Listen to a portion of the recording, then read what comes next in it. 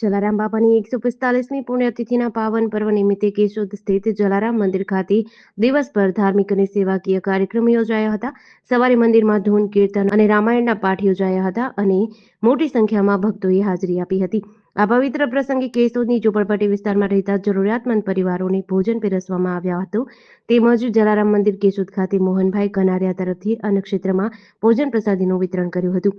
મોહનભાઈ કનેરિયા મેસવાણવાળા તરફથી ગાયોને નીણ તેમજ મારુતિ અન્નક્ષેત્ર અને અક્ષય અન્નક્ષેત્રમાં જરૂરિયાતમંદ લોકોને જમાડવાની સેવા પણ કરવામાં આવી, જે જલારામ બાપાના સેવા જ પરમ ધર્મના સંદેશને ઉજાગર કરતી હતી. સાંજે ભવ્ય મહાઆરતી યોજાઈ હતી, જેમાં ભક્તોએ ભક્તિભાવપૂર્વક હાજરી આપી હતી. ત્યારબાદ જલારામ બાપાને પુષ્પાંજલિ અને શ્રદ્ધાંજલિ આપવામાં આવી હતી. આ પ્રસંગે મંદિરના ટ્રસ્ટી રમેશભાઈ રતન ધાયરા, દિનેશભાઈ કાનાબાર, ડોક્ટર સ્નેહલ તન્ના તેમજ મોહનભાઈ મેસવાણવાડા સહિત અનેક આગેવાનો અને ભક્તો જોડાયા હતા. ડૉક્ટર સ્નેહલ તન્ના, જલારામ મંદિર કેશોદ. દેને કો ટુકડો બોલો, લેને કો હરિ નામ, પાકે પદ વંદન કરું, જય જય શ્રી જલારામ.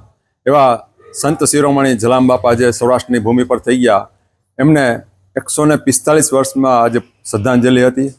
એમને પુષ્પાંજલિ અર્પણ કરવામાં આવી હતી. જલારામ મંદિર કેશોદ ખાતે આજે સવારે રામાયણના પાઠ અને ધૂન સાથે શરૂઆત કરી અને સંધ્યા સમયે જલારામ મંદિરે મહાઆરતી તેમજ જલારામ બાપાને તમામ ભક્તો દ્વારા, બહેનો, ભાઈઓ, બાળકો દ્વારા દીપાંજલિ, શ્રદ્ધાંજલિ અને પુષ્પાંજલિ અર્પણ કરી અને ધૂન દ્વારા ખૂબ શ્રદ્ધાપૂર્વક જલારામ બાપાને યાદ કરવામાં આવ્યા હતા. જલારામ બાપાએ કીધેલું છે ભગવાનનું ભજન કરવું, પ્રેમથી બધાને ભોજન કરાવવું, સાદગીથી રહેવું, સેવા કાર્ય કરવું અને શ્રદ્ધાપૂર્વક ભગવાનને યાદ કરવા અને મહેનતથી કમાય અને તમામને આપણે ખવડાવવું અને તમામ પ્રત્યે લાગણી અને સદભાવ રાખવો.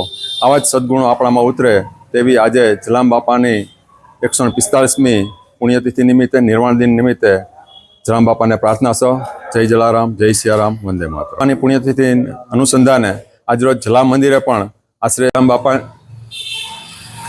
શ્રી જલારામ બાપાની પુણ્યતિથિ નિમિત્તે આજે જલારામ મંદિરે કેશોદના મોહન બાપા કનેરિયા, જે છોટા જલારામથી પણ ઓળખાય છે, તેમના દ્વારા પણ 100 જેટલા વ્યક્તિઓને પ્રસાદી લેવામાં આવી હતી અને ઝૂંપડપટ્ટીમાં પણ જઈ અને બાળકોને, ભાઈઓ બહેનોને પ્રસાદીનું વિતરણ કરવામાં આવેલું હતું.